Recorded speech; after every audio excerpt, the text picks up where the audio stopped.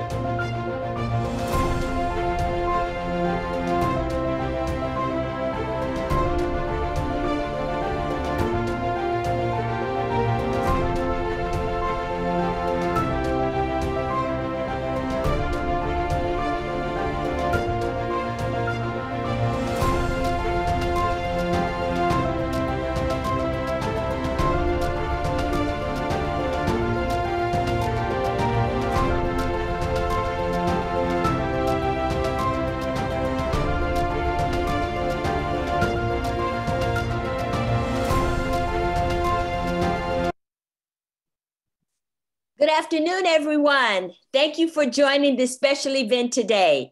Please put in your city and state where you are Zooming from into the chat. Thank you. Once again, thank you, everyone. Welcome to the program, Journey to Juneteenth, an elevated conversation. My name is Alvita E., and I am a volunteer with AARP. AARP California is extremely happy to offer unique contents for AARP members in California and way beyond. AARP is a nonprofit, nonpartisan membership organization for people 50 and plus, where their vision is for a social in which all people live with dignity and a purpose, and you can live your goals and your dreams. In California, we also focus on developing livable community for all ages.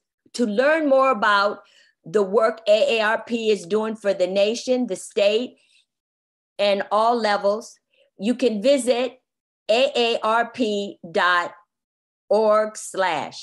It will be put in the chat. I think we're putting it in the chat as we speak. Before we get into the details of today, we have a poll which we would like you to participate in. It will come up on the screen, I do believe. Please provide your answers. Could you put it in the chat? Do you know what Juneteenth is? Yes or no? Thank you for putting it in the chat.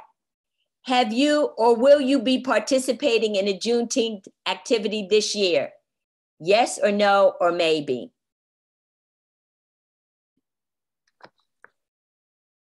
Okay. So thank you for participating in this quick poll question. We will revisit it at the end of this event. We are eager to learn a lot about Dr. Tanaya Jackson, who will help lead today's conversation. As some of you may recall, Dr. Jackson helped lead the Juneteenth conversation last year. Thank you for that. If you are interested in visiting last year's conversation, please check with AARP California Facebook page. Okay, at this time, Dr. Tanaya Jackson is the U.S. historian with a focus on transition from slavery to freedom. Her research examines the political and the race of partisanship after the Civil War. Dr. Jackson earned her PhD from the University of Maryland, College Park, and holds a position in San Jose State University, Brea College, and is currently an assistant professor at the history at California Polytech State University in San Jose. She abides by a punk rock teaching, therefore, anything can be learned, anything can be, I apologize, and anything can be destructive and nothing can be lost. Thank you, Alveda E. Good afternoon, everybody. Before I get started, I just want to call everybody's attention to the chat. We will be sharing opportunities for our guests to recognize Juneteenth in communities across California. And for those who live outside of the state or outside of the areas where events are listed, I encourage you to find an activity in your community. So later we will also be having a group discussion in the chat. So you might just want to keep that a little bit open so you can leave comments as we talk here. The first thing I'm going to do is just give us a little bit of a recap from last year. Last year I gave about a 40-minute to an hour-long presentation, but I'm going to try to do a quick review of that just to get us in place for this conversation we want to have today. I want to bring the conversation, and we're all hoping to bring it into the present a little bit, right? So last year I gave us a 19th century Civil War historical story, but we want to bridge that into the 21st century today. So what is Juneteenth? And a year after becoming an official national holiday, how can we celebrate? Juneteenth is America's Freedom Day. While the 4th of July celebrates the creation of a nation premised on the concept of freedom, Juneteenth celebrates Americans who fought for that freedom to become a reality. Let me go ahead and share my screen with y'all.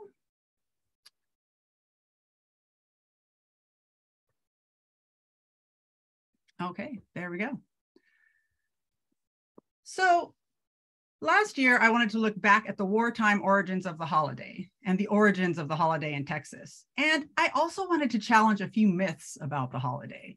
So I want to pick back up where that is, address these myths, and then lead us through a little bit of a timeline on what actually happened with the policy. The first myth is that Juneteenth marks the end of the struggle for freedom. By June 19th, 1865, slavery may have been outlawed in the states of the former Confederacy, but Black people still had to push for the 14th Amendment, enacting birthright citizenship and equal right under the law, and implement the 15th Amendment, guaranteeing the right to vote. The second myth is this bit that Juneteenth was when enslaved people in Texas finally heard about the Emancipation Proclamation. You know, it just took 2 years for enslaved people in Texas to hear about the proclamation. Come on, not at all, right? So let's look at a timeline, and then I'm going to take us through what this is all about. Let's do a quick review of the wartime process of emancipation. In reality, Juneteenth is a Civil War story. Of course, the fight for abolition began many decades earlier in Black communities across the United States. But again, Juneteenth is a Civil War story, and there's a reason it's a Texas story. As soon as the Civil War broke out, the structures of violence and surveillance that had maintained slavery began to break down. People in control were now off to war, leaving an opportunity for escape. And escape they did. Enslaved people escaped in such large numbers that they forced early generals like Benjamin Butler and John C. Fremont to enact some emancipatory policies on the ground in the field of battle. Policy from the White House balked. For official US policy, the fugitive slave law was still in effect, as the United States did not acknowledge the Confederacy. The policies by generals like Butler and Fremont were struck down.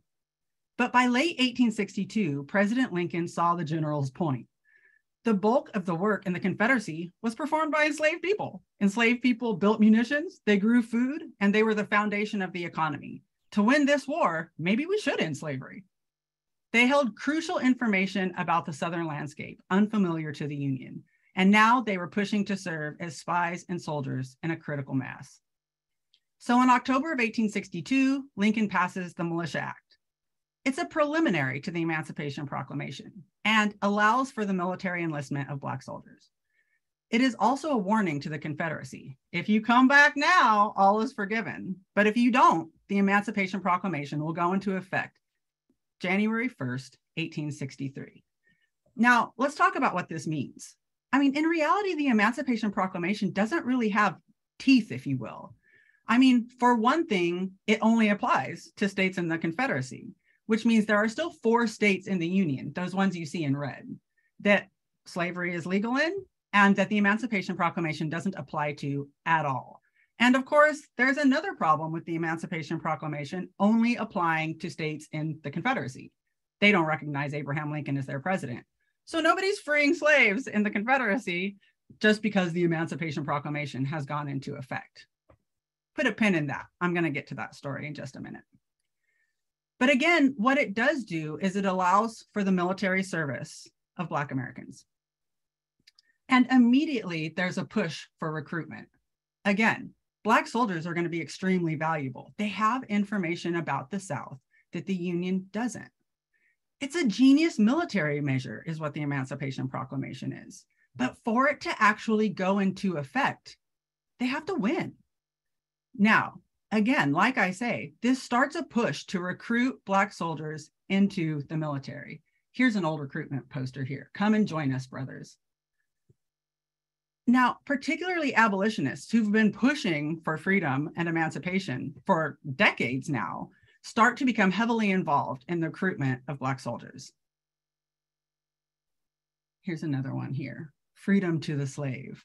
The war in the Union may not have started in policy to be about emancipation. It was about preserving the Union. I buy that.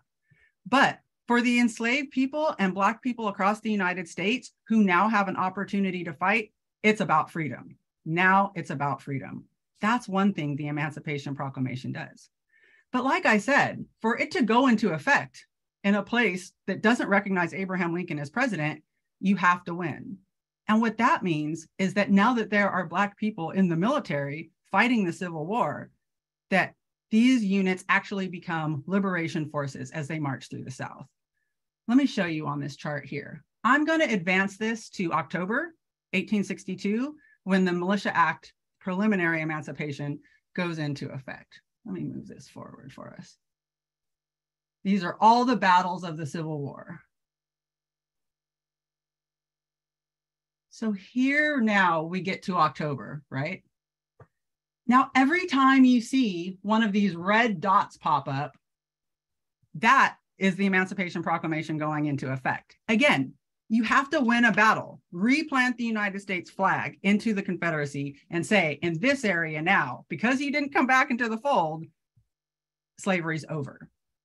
Every time you see one of these red dots on this map, this is in some ways its own little mini pre-Juneteenth, right? Slavery ends here then. Now, we're still, as you look at it, only in 1863. This is the first year the Emancipation Proclamation is in effect. And again, look at how many red dots start to pop up in this area. Each one of these represents an emancipation event. By the time we get to 1865, and Robert E. Lee is going to surrender at Appomattox, then there have been a ton of these sweeping across the South. Again, the Emancipation Proclamation is a military measure. It doesn't free anybody outright, but it does set the stage for people to be freed once they win in battle. It's a military measure. And now we're getting to the end of the war here, April 1865. I'm going to stop that now. Let me explain in some ways what I mean, right? Take a raid like the Combahee River raid. Now, Harriet Tubman, who was one of the leaders of this raid, she had been, operating the Underground Railroad for years at this point, completely illegal activity. What the Emancipation Proclamation does in this case, it gives her a position in the military. She's just welcoming people who are escaping slavery into Union lines. She's debriefing them and taking all of this information about the South I mentioned earlier. On June 1st, 1863, she organizes a raid with General Montgomery in which they march through a place in South Carolina, the Combahee River, and ultimately end up freeing over 800 enslaved people. Now again, Harriet Tubman had been illegally operating an underground railroad for years prior to this point. The fight for freedom existed far beyond this. But once the Emancipation Proclamation goes into effect, it sanctions this kind of activity and turns her into a military figure that's able to make this process happen. Let's go back to our timeline. By 1865, outnumbered and outgunned, Robert E. Lee surrenders at Appomattox. Of course, this isn't actually the end of the Civil War. That might be another myth, right? Texas keeps fighting. The Army of the Trans-Mississippi West continues the war in Texas. Now, because Black soldiers had been the last to be enlisted in many cases, they're also the last to be mustered out. So the United States sends troops from Appomattox west to finish the fight. And because Black soldiers were the last to be enlisted and the last to be mustered out, a large percentage of the soldiers sent to finish the war are these Black soldiers. It's a liberation army now. By the time they get to Texas, they arrive in Galveston, then near Corpus Christi, and that is when this final battle happens, where the Army of the Trans-Mississippi West surrenders May 26, 1865. The Army then sort of marches in. If we want to go back to our sort of original slide here, the United States Army marches inland from Galveston and Corpus Christi, Texas. And that is when we, by June 19th, 1865, get this General Order number 3, announcing that slavery is now over in Texas by the same exact process that I outlined previously. Now, that is where the idea of Juneteenth comes from, right? And it's not that people had just heard about the Emancipation Proclamation by that point. It's that because this is a military measure and abolition has to come through military force, this is the last battle. And so this is actually a celebration of the end of the Civil War, as well as the end of slavery in the states of the former Confederacy. Now, of course, the 13th Amendment is going to be ratified in December 1865. And if you look at our timeline here, it passed through Congress on January 31st, 1865, before the war officially ends, as you see here. And it's not ratified by the states until December 1865. And many historians, besides myself, argue that Black military service and this witnessing this liberation army march through the South of the United States really, rallies people around the 13th Amendment. They think, as Frederick Douglass said, now that, Black people have lifted a gun for the nation, now that they have an eagle on their button, you cannot deny them citizenship, right? At least freedom. But of course, this is not also the end of the story, right? This is the story of Juneteenth. This is where that order comes from that we celebrate on this day. But the lesson, right? What is the lesson of this Juneteenth bit? I think the lesson is that policy, and in this case, freedom, comes from the bottom up, right? It wasn't a top-down policy. It was the push from the people. that end up resulting in these policies. The Emancipation Proclamation did not free enslaved people. Rather, it responded to enslaved people freeing themselves and sanctioned a slave revolution already in progress and long in the making. Emancipation would come with military victory, and Black soldiers became an army of liberation. They made the war about slavery and played the key role in their own emancipation. The slaves, if you will, freed themselves. The civic work that we do on the ground every day matters. In this case, 1865 is only the beginning of the story. It would be another 2 years before the 14th Amendment, giving equal rights under the law, would be implemented and ratified. And it would take the participation of Black congressmen in Washington, D.C. to pass the 15th Amendment, guaranteeing everybody in the United States the right to vote in 1870, 5 years after this. And the 15th Amendment, guaranteeing all Americans the right to vote, is just a beginning too. What we do with the vote after that is what really matters. Thank you all. Let me end my slides here and stop sharing. There we go. Okay, hello everybody. Now that I've given the little review, I want to introduce our panel. We have a special panel today that's going to help enrich our conversation. AARP remains focused on livable communities for all ages, which includes civic and social participation opportunities. To help us with the rest of our discussion, we are joined by representatives from the USC Center for Inclusive Democracy and the African American Community Service Agency. And I hope we could talk about how Juneteenth is represented by civic participation and carry on this conversation a little bit further. First, I'm going to welcome Dr. Mindy Romero, founder and director of the Center for Inclusive Democracy at the USC Sol Price School of Public Policy in Sacramento, California. Dr. Romero is a political sociologist and holds a PhD in sociology from the University of California, Davis. Her research focuses on political behavior and race and ethnicity, and seeks to explain patterns of voting and political underrepresentation, particularly among youth and communities of color in California and across the US. Welcome, Mindy. Thanks for having me. Hello, everyone. So I'm going to give a very brief presentation just because, of course, we want to have a lot of time for conversation today, but a brief presentation on the current state of Black voter turnout in the United States and representation around the voting process. So there's a lot that we could talk about around the political landscape and representation in terms of elected officials and so forth, but I'm going to just focus on voting numbers today. At the outset, I just want to note that there are primaries happening across the country, and I know this is a national webinar. We just had ours here in California a couple of weeks ago, and there's a lot of conversation in the media, a lot of news stories around just how low turnout was.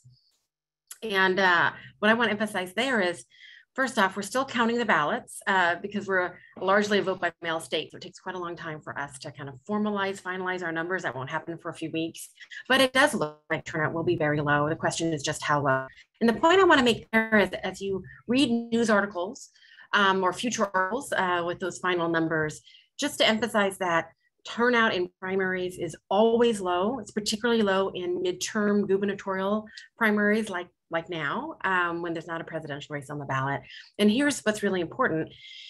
We talk about low turnout, but those early numbers before all the research, right? People like me come along and do research around it, are just numbers for the general population. And they can't flesh out, at least in California, numbers by race, ethnicity, by age. So we don't have numbers on the Black vote, for instance. And we know in primaries that turnout is not only low for everybody, as I mentioned, but much lower for people of color. Black voter turnout, which you'll see in a moment, there are disparities. Certainly when we look at general elections, but they're even greater when we look at primaries. And the representation question, the electorate voting in a primary is always older, whiter, wealthier than everybody else, and it's essentially an elite few that is deciding on deciding the general election ballot for everybody else, and that has consequences for Black voters who come into a primary election and others. They come into a general election with that ballot settled, and others when the decisions, what's actually on that ballot is is made by others, right? And it might not reflect what everybody finds right or exciting or representative. So I just want to note that as we're talking about primary. So that being said, I'm supposed to have only 5 minutes. So let me quickly show my slides here. This research, if I can get it to work, there we go. I'm going to show data right now from a recent study we released a couple of months ago. It's on our website. There's our website right now. There is a direct link, and I'll make these slides available later if that's helpful. So just know that the study is quite large, it's multi-method. I think a really rich conversation around the Black voting experience in California. And I'm just going to give you just a touch of some data right now because of time. So let's look at turnout, the actual numbers in California. And here I'm going to use a well-known source called the Current Population Survey, which is a product of the census. It's the only national data set that's consistent over time and state. It does definitely have its issues, though, in terms of reliability for people of color. And we discussed that in the report, so I just want to note that. But we look at the most recent election, because we don't have data for the primary, as I mentioned. The 2020 general election, 64% of Black eligible voters. And what is eligible? It's adult citizens. So those, whether they are registered or not, and that's the standard that we typically use when we look at turnout, cast a ballot. For whites, which is the group by race ethnicity at least that always votes in the highest turnout, it was 74%, just a little bit over that in California in that 2020 general election. So that means there was a 10.5%, 10 percentage point turnout gap between whites and Blacks in their turnout period. And what I want to note here is that this turnout gap has increased in recent elections. Turnout overall has increased in our country, generally speaking, since 2016. But in California, that white-Black voter gap has increased just a little bit, and that's important to note. A lot of progress has been made, and we'll definitely talk about some positives as well. But I think it's important just to know, right, in terms of mobilizing efforts, in terms of the work that needs to be done, there still is work that needs to be done. And there's a similar situation in US turnout. If I can get my slides to cooperate. Now, why aren't they moving? There we go. We'll just do that. Here's a slide that I just gave you, the 64% for Black turnout, 74% for white, and then 65% for everybody else. The positive here, certainly, as you can see, is even though there's a pretty big gap between white and Black, unfortunately, the gap is much larger for Asian Americans and Latinos. So the Black vote has grown a lot, certainly over the last number of decades since the Voting Rights Act in 1965. We want to acknowledge that. That's incredibly important. And as I show you some national numbers in a second, you'll see there's even points in history where Black turnout, at least measured by this data source, has been higher than whites. So a lot of growth and a lot of progress, but still some work to be done. So this is just breaking out California turnout over time. Just really quickly, I just kind of roughly highlighted in yellow, Black turnout versus white turnout. And you can just to show you that gap, whether it's high turnout that year, that election, or low turnout, the gaps, still remain there. But a Black vote is consistently, except for 2016, consistently higher than Latino and Asian American. And certainly happy to talk about why that is in the Q&A. Now, this is national, if you can see with the Zoom pop-ups that are showing there. This is national turnout. I did go ahead and include this one chart. This is 1996 to 2020. And what I just want to focus here, and again, you can have these slides later if there's a lot that you could look at and pull from these charts on your own. But if you go to 2020, this is national numbers. The white turnout is purple, and here Black turnout is gold, and total turnout, everybody is blue. So if we look at white, purple, 70.9% eligible turnout in this November 2020 general election, and Black is gold, so 62% for Blacks, and then you can see Latino and Asian American. And the story I just want to, without even looking at the numbers, I just want to show you that, at least as far as this chart shows you, right, from 1996 going forward, you always see this much higher turnout for Blacks versus other voters of color, at least as we have it defined here, but lower than whites. But in 2012, and this was much noted, at least again, according to this data source, that was a year where Black turnout was higher than white turnout by a couple of percentage points. And then we saw a big dive in 2016. And then back into normal patterns, historical, in the last few decades, at least, patterns that we've seen. Here, speaking of the kind of positive, I really want to emphasize Black representation. So when I talk about representation in the electorate, I'm talking about numeric. Again, there's lots of ways we could talk about representation, but to be numerically represented in a pie of voters. So in the election, high or low turnout, you have a pie of voters, right? A pool of people who are actually casting ballots. And you want any group's share of the group that is actually voting. You want their share to be about equal to their share of the eligible voter population, right? So to be represented, if you're 10% of the eligible voter population, hopefully you're at least 10% of the pie of voters that are actually casting a ballot. And Blacks in California, just going back to 2004, the red is the eligible voter population. So right now in 2020, according to current population survey, 7% of the eligible voter population is Black. And you can see, at least for a while there, and still even in 2020, the numbers are fairly close, not exactly even, but fairly close, where Blacks are at least making the same share of voters as they are of the eligible voter population. And then that's a positive. If we were looking at Latinos or Asian Americans, we see actually some pretty big disparities in numeric representation. But obviously, want to see higher numbers, right? And then just really quickly, I'm going to pull a few quotes from our focus groups that we did with Black voters. And again, in our report, we go into depth on lots of different topics around voting and how people vote, why people vote, the methods they choose to vote, all of that. So just going to give you a tiny bit here. But we conducted focus groups in all the different major regions in California. And what I'll talk about right now is just, we asked people among many topics, what were the reasons for participating in the voting process? Again, these were with Black voters with different levels of frequency in terms of how often they voted. The focus group participants had diverse reasons for why they voted in elections across Black demographic groups. So by income, by geography, by age, and so forth, and their voting methods. The most commonly shared reasons for participation in the voting process were, and this is now getting back to history, right? And we're talking today about translating engagement into real progress, right? Progress at the ballot, additional progress at the ballot box in terms of policies and why that's important to participate and share. And what we heard from focus group participants is that, one, they voted because they wanted to recognize the US history of Black voter suppression.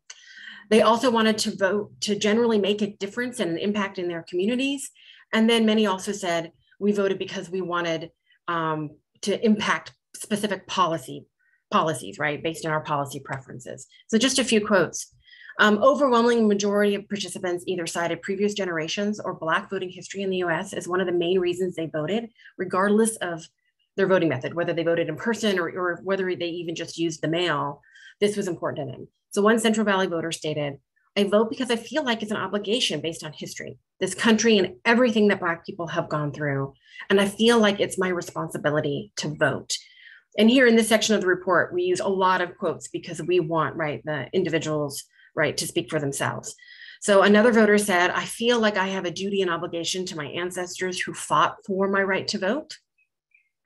Voting was described as an act of responsibility to one's community, including specifically, of course, the Black community. Oops. Some voters further described that they vote in person so they can be seen representing the Black community while voting. And then on the topic of making an impact, and this is my last slide, most focus group participants also expressed a goal of wanting their vote to generally make an impact in the world without necessarily specifically citing a policy or historical connection. And again, in the report, we do talk about those participants that did talk about specific policies. For these voters, the act of voting itself made them feel empowered, that they could make an impact. As a Los Angeles County voter explained, my parents taught me that voting does make the difference, but I thought at the time, I'm just one person, what difference can it make? But as I've gotten older, I see evidence now that although I'm one person, I want to try to help make my voice, make a difference. And that's it. So sorry I went over a little bit, but I wanted to make sure I got to those quotes. And I'll go ahead and stop sharing. There we go. Thank you so much, Mindy, for sharing that research with us. That was great. Thank you. I can't wait to talk about this more in the Q&A. Next, let me welcome Milan Valentin. Happy to welcome him, a Bay Area native who was born in Oakland, raised in San Francisco, and nurtured in San Jose, California. He serves as the executive director of the African American Community Service Agency, an organization dedicated to providing quality programs to strengthen African American identity, culture, values, and traditions. Milan is a 2016 Ebony's Power 100 People's Choice Award recipient. He earned his Bachelor of Arts from San Jose State University and his Master of Public Administration from Golden Gate University. Milan, welcome. Happy Juneteenth, everyone. Thank you for having me here in the space. I think that I have on my favorite shirt today, which says unity, because it's going to take all of us to spread the message of Juneteenth. Before I show my video, I just wanted to acknowledge some of those ancestors of mine, as well as those who are still with us, that made it possible for me to be able to be in the position that I'm currently in. When I speak the name of Opal Lee, who walked 1,400 miles from Fort Worth, Texas to Washington, D.C. to advocate for Juneteenth. She is currently 95 years old living in Texas. I want to speak her name. When we talk about Juneteenth specifically here in the 10th largest city in America, if you did not know, San Jose, California is the 10th largest city in America. Our sister Lula Briggs Galloway was the president of the National Juneteenth Association. She was working on Juneteenth long before I was even born. And so I thank her and say her name. We also talk about Clara Peoples out of Oregon, who was working on Juneteenth. And today I speak the names of all the former executive directors and community members locally that have made Juneteenth what it is today. We at AACSA did not know about a year ago that we were making history by making Juneteenth a county-wide paid holiday here in Santa Clara County, making us the first in the state of California, not for the notoriety, not for any accolades, but because it is right. It was just, and for our community. When we talk about the 12 million who were stolen from a wonderful, amazing place called Africa and enslaved in this country, we have to recognize that 400 years being in this country, we are still making things right. And so to be here, the journey to Juneteenth did not come with pop and circumstance or hashtags and quick Instagram posts. It came with the rights that my ancestors and many of you whom walked side by side with our community to make laws pass. And how is it that the African American Community Service Agency, serving the community for 44 years here in this area, was able to do that? Through the word Juneteenth, liberation, jubilee. These are words that bring into the mind of emancipating ourselves from bondage in economic areas of our lives, education, whether that be in health and wellness, creating community. And so I am excited to be here with all of you and share a little bit about community.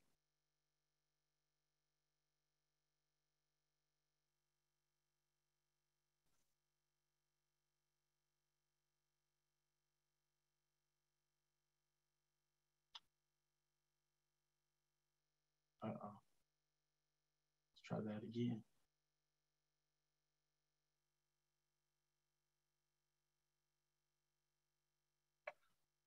So Juneteenth, the holiday everyone should be talking about. As you have already heard, that June 19 is the words June and 19th, putting them together created the word Juneteenth. And we celebrate here today at the African American Community Service Agency. If you're ever in San Jose, come on by and we will take care of you as we take care of the community. Before I show this video, I have to recognize our chat about the Juneteenth flag, because there's a song that was written in America and it's titled, "Every Race Has a Flag But the Coon." And I learned about this song because retired Judge LaDoris Cordell educated us in the community that this song propelled us in the Black community to create a flag. How can you have a representation of anything when you were stolen from your community? How can you have a representation of whom you are, the greatness and brilliance of being Black in America, if you were ripped away and sold? So when this song was written in the 1900s, it was actually popular in the United States as well as in England, that every race has a flag but the coon. And so what we evolved and created was the Pan-African flag, which you see above on the banner here. But the Juneteenth flag, which represents almost Texas flag, represents Juneteenth and freedom. It allows us today to show you this video, to show you that in community during the pandemic, leading up to the celebration for Juneteenth, this is what we do. Hello, my name is Milan Ballantyne, and I'm the Executive Director of the African American Community Service Agency. I'm here today to talk to you about AACSA Cares, which we enacted in March of this year during the shelter in place to take care of the community. It initially started with me going to the grocery store, tapping into the agency's general funds because there was a need that we needed to meet.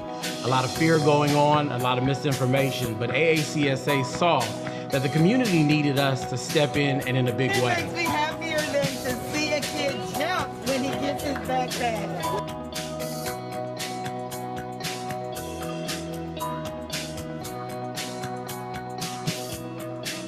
We begin to maximize our emergency food basket program, which includes food, toiletries, feminine hygiene products, and clarifying information for the general public. When COVID hit, my hours were cut. My hours were cut tremendously. I have lost dramatically more than probably 70% of my business. So I have two sons, and we were offered an apartment during COVID, or the beginning of COVID, and because of COVID, we were no longer allowed to move in, had no second plan, we didn't know what we were gonna do.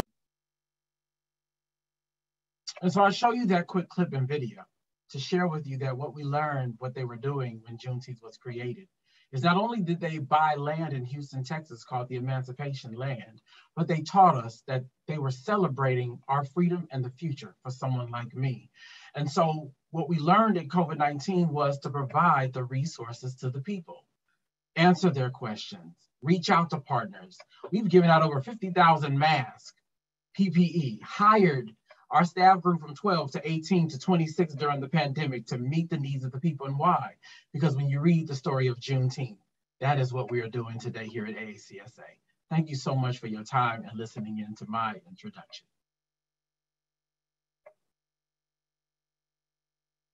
Thank you so much, Milan. That was fantastic. Thank you. Yes. Okay, let's start talking about this. Let's welcome back Dr. Mindy Romero, and let's jump into some questions. Just a reminder that you can enter questions you might have into the chat, and our committee is keeping track of your questions so we can make sure and get to them sometime during this Q&A. I think in the interest of time, I might just jump right into some of the punchline here. You know, one of the things that both of your presentations were on that I think is really important is this concept of civic engagement. So I think maybe I just want to start out by asking each of you, what does Juneteenth mean to you? And to build on that, how is it representative of civic engagement? Milan, do you want to start for us? Yes, most certainly. My grandmother took a significant part of raising my brothers and I with the support of my family. But I think that when I learned of my own family's history, right, today I cannot tell you where exactly in Africa our family comes from, but I can tell you that we came towards California from Louisiana and Texas. So it speaks to them leaving the state to find community, to create life. And I think that I learned from my grandmothers, who were strong Black women, wise Black women, that we are to give back to the community and our families because so much has been taken from us. So to be the executive director here at the African American Community Service Agency, which I've served, I'm in my 11th year serving as executive director. Dedication and service came from in the household. seeing my grandmothers cook food for the community. One of my grandmothers had a daycare, taking care of other people's children and loving on them. I do the same in my work, advocating for creating spaces and educating about voting rights and moving the needle forward. Because again, if Opal Lee had to walk 1,400 miles so that I could be and I could talk about Juneteenth today, the least that I can do is to continue to create community through the agency. Thank you, thank you. Mindy. Thanks. You know, for me, it's a designated formal opportunity, not the only one, but as a country that we can remember the horrors of slavery, to never forget, obviously, of course, to acknowledge the promise of emancipation, the promise that was broken, to celebrate how far we've come, the successes, definitely, certainly, right, within, of course, not only the Black community, but you know, as a nation in terms of the progress that we've made, to recognize how far we still have to go, which is absolutely critical. And the fact now that the holiday is institutionalized in a way, you know, certainly at the formal level, right, with having a national, you know, recognized as a federal holiday, it gives us another opportunity to demand that there is other institutionalized work that's being done, right, that we continue to not accept how our institutions are dysfunctional, continue to push back at a governmental level, at a societal level, but also at a governmental level. You know, I'm hopeful, you know, I'm dismayed when I see, you know, Juneteenth co-opted, like, you know, ice cream at Walmart. But I'm also really encouraged, the political sociologist in me is just really encouraged when I see more and more institutions recognizing Juneteenth, more conversations like this, you know, and then I guess on a personal level, it's also just an opportunity to hopefully recognize how separated we are at the same time, right? The progress, the joys, the demands of all of this, but also, you know, interpersonal, neighbor, friend, colleague, everything. How far, have an honest conversation about where we're at and what we still need to do at an interpersonal level, recognizing bias, recognizing privilege, all those sorts of things. So, but I'll stop there. Absolutely. You know, okay, you mentioned the ice cream, so I'm gonna, but one question. I couldn't help myself. Yeah. But one question is about what impact becoming a national holiday has meant to Juneteenth, right? So it's been a year now since, you know, Juneteenth has become a federally recognized holiday. What changes have we noticed? I mean, is it all just about this sort of marketing co-option, or have we seen some other changes that are maybe more positive? I mean, you don't have to answer in the positive, but I'm just curious what each of your opinions are on Juneteenth becoming a federal holiday and, you know, reflecting on the year since that has happened. Mindy, since you mentioned the ice cream, do you want to jump back in a little bit here, and then we'll go back to Milan?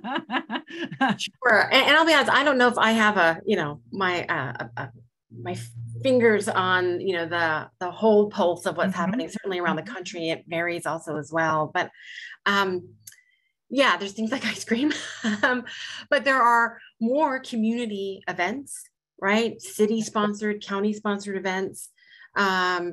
You know, and I make that distinction to say that we know there have been events, right, within the Black community, certainly for a very, very long time, acknowledging, celebrating Juneteenth. But to see more kind of governmental formalized events, I think is really important. My own institution, USC, is calling for a pause with faculty to have a conversation, right, with their students around Juneteenth. They have an online event that they're doing on Monday. And I think, quite frankly, I'm not going to speak for my institution, but I think, quite frankly, making Juneteenth a federally recognized holiday puts that expectation and that demand on a lot of institutions that, you know, would never have thought, or maybe would take much longer to recognize Juneteenth. You know, and I hope, you know, especially in this time where we see things like the 1619 Project, right, being attacked at every stage, and at school districts across the country, policies at least attempted to put in place, right, that denies racism, that denies our history, and now we have a federal holiday that recognizes in another way, right, in a very important way, slavery. So it allows us to someday, I hope, have even bolder and longer and more impactful conversations in our schools, for instance, because it's a federal holiday. So it matters. That federal recognition matters, and I think is really important. But we have to check also on co-optation. That's always been the case, right? Oh, thank you, Milan. What are your observations? I think that making it a federal holiday, state holiday, and even local holiday has brought about conversations. What am I getting this off for? I always say publicly, I take July 4th off of my ancestors, because July 4th, 1776, Black people were not free in this country. There may have been some things in regards to different, but when you think of it from a national standpoint, we were not free. So Juneteenth brings about the ability to take time off, to reflect, to think, and even look at what are we teaching in our school systems. I didn't learn about Juneteenth until I think I got into college. And even to this day, I'm meeting folks that are still learning about Juneteenth. So it's bringing about that conversation. But I think we talk about capitalism and kind of overlooking the intent regarding Juneteenth. When we talk about Juneteenth, it's a sacred space for Black people that now is being shared nationally. So on a recent panel that I served on, it was about, well, how do I join in? Right, asking not necessarily the right questions, but just asking respectable questions. Not running out to the store and you're buying dashikis and napkins that say Juneteenth and you're showing at work without being cognizant of it was a moment to get out and get from freedom, and we're still learning about it. So I think that it is something that I heard my grandmother talk about. I was talking about her, she passed away about a year ago, but in that transition process, she talked about the things that she didn't think she would see in her lifetime. She didn't think she would see a Black president elected in her lifetime, and she's in her 80s. So it tells you so much about what her journey was. So for her to see Juneteenth created as a holiday represented so much of what her mother and her great-grandmothers went through for it. So I think that it's a great thing. I think we just have to be responsible as a community to continue to educate our own community around Juneteenth. And also when we talking about our allies and those who want to show up to the Juneteenth festivals and help invest in Black businesses. I think when we talk about economic empowerment and the massacre of Black Wall Street, or we talk about Seneca Falls, or we talk about just, even if you read the Emancipation Proclamation and other literature, you read that it says, written, that you will not be paid for labor. You must go out and create your own.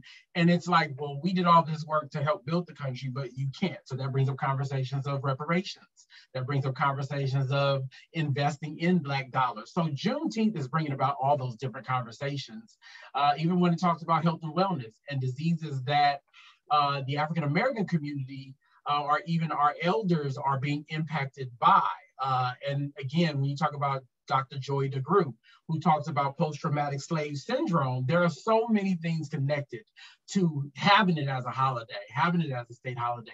Companies now having conversations about if their company, or as Mindy said, institutions that were around all the way back to benefiting from the enslaved, because slave was not a job application, let's be clear here. It was the enslaved that were forced to help build America up. And let's recognize also the natives, because we are on their ground in which we serve. So Black people, and at least here at AACSA, we recognize that Juneteenth also means freedom for us. We recognize the people who were here. Can I add one quick thing? Absolutely. I just want to make a point though too, that it's, one of the next crucial steps is to get folks, everyone, right, institutions, companies, schools, whatever it is, to see Juneteenth as a formal paid holiday. And there's just if we think back when Dr. Martin Luther King's birthday, right, became a holiday, and there was a lot of pushback for a very long time, nationally, in certain parts of the country, but nationally, period, about whether it should be recognized, whether it should be recognized by schools, whether schools and teachers should be talking to kids about Dr. King's birthday and so forth. So implementation, and there's more work to be done in terms of just making sure that it's fully recognized as a holiday. And of course, my center, we closed down on Monday, and my staff, has it off. But it should be much greater, right? Greater conversations around Juneteenth, and a formalization of the holiday, I think, still needs to happen in a lot of places. It's that it's going to be part of the measure of how much this nation actually is making a commitment to Juneteenth. This is a great conversation. Let's keep it going and segue you into our Q&A session. I want to take some questions from the audience, and maybe even think more about how people can engage civically. So let's open it up with some questions from the audience here. Joyce, what questions do we have in the chat? Okay, great. We have a couple of quick ones. So Felicia would like to know, what is the relationship between and Juneteenth? Do we have our panel still with us here? I want to make sure that they can answer some of these questions here. I actually had a break up there on the question. What was it again? Would you mind repeating? Sorry. Yeah, what is the relationship between Watch Night and Juneteenth?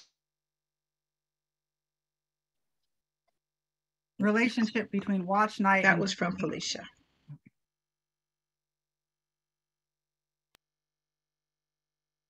I think it was a relationship between Watch Night and Juneteenth. Yes, correct. Oh, great. Well, there's different watch nights. There's historical watch nights, and I guess I'm an 80s baby, so there's different ones that I've experienced. Now, I do know that watch nights, as far as the enslaved time, was to watch out for slave masters that were coming to look for slaves. The other watch nights are those, I think, in the Black church.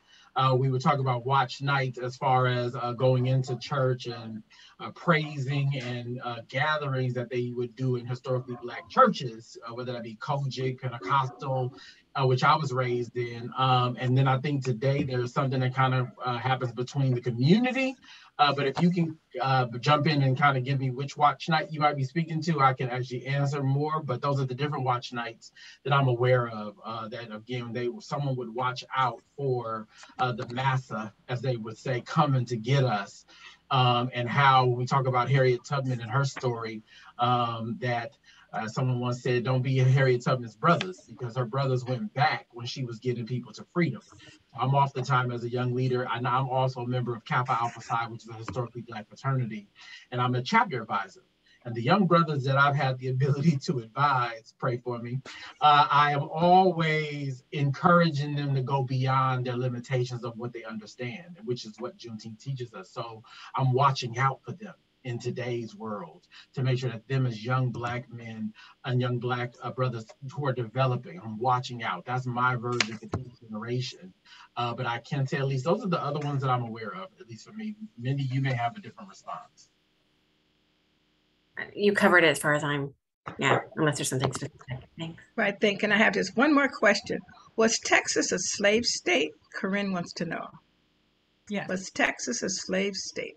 Yes. Okay, thank you so very much. Well, thank you. We have so many other questions that have already been answered. And back to you, Miss Dr. Jackson. Thank you.